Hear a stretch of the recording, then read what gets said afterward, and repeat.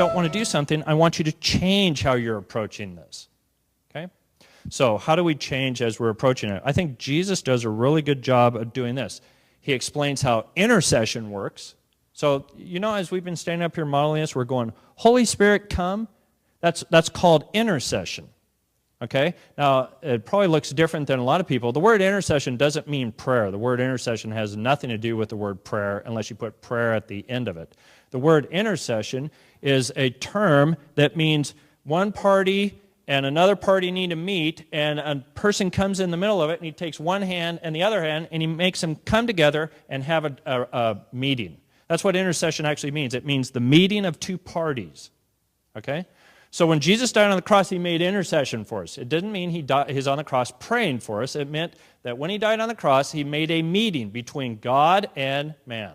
Okay? When we say, Holy Spirit, come, we're saying, God already said, that's my will in heaven. We're now the person that he wants us to invite into the situation. We say, Holy Spirit, come now so that you can have a meeting with this person. See, we want God to meet them because this perfect, absolute, powerful being can change the situation. We just need to have a meeting take place. So, Holy Spirit, come is one of the things we learn to do. And then we have this thing called, and I love this, it's called pronouncing a healing or commanding a healing. So, you guys ready? Hopefully, as you guys have been watching us, as we've been praying for people, we're not doing stuff like this. We're not going, well, God, would you heal him? We're saying stuff like this. Back, move right now. Now, why are we pronouncing it? If you look at Jesus' ministry, see, I pray and ask God to do it. God comes down and touches it. Or God, this is also a form of prayer, God talks to me and I speak it into a situation. It's one or the other. Now, are you ready? A pronouncement is actually, in a sense, a prophetic word. It hasn't happened yet, but you know God's going to do it, so you speak it. And then God does it. That's a lot of fun.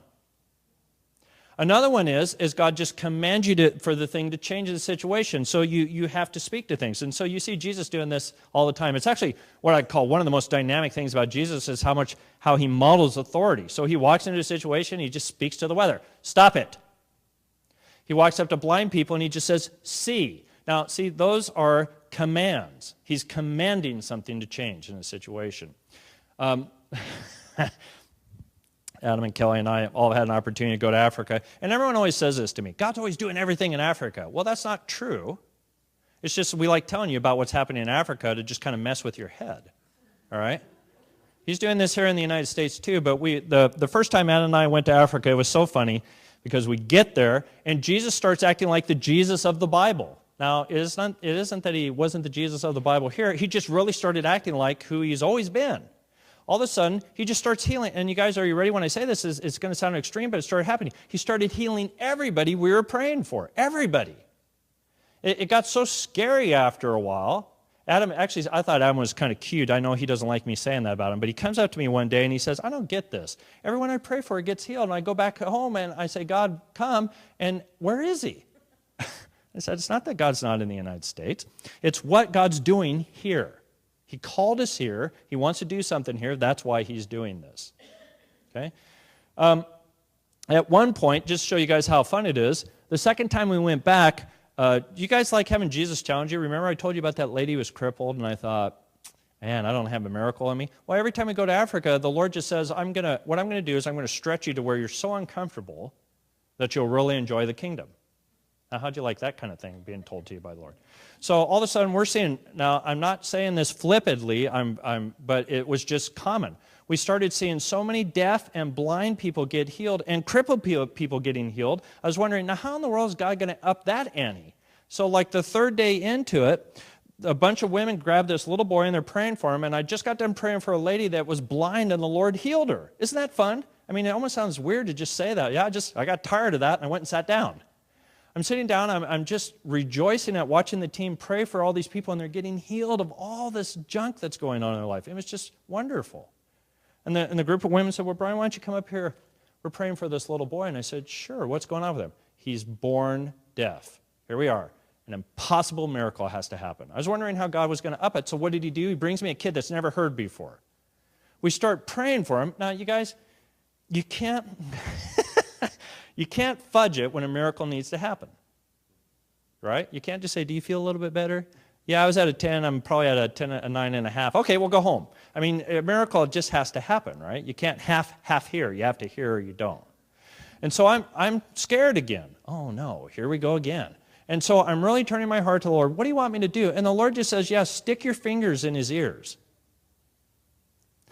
So I put my fingers in his ear. And I actually didn't want to take them out after I stuck them in because I thought if I pull them out, then I've got to see if he got healed or not.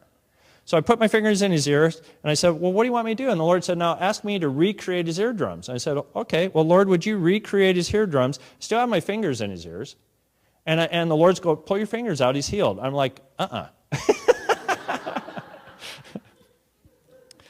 So I finally pulled my fingers out, and I just kind of, I got behind him, and instead of yelling, because this is how you have to tell if someone's healed or not, I whispered into his ear, and I said, can you hear me? Now, he's never heard, and he's never spoken.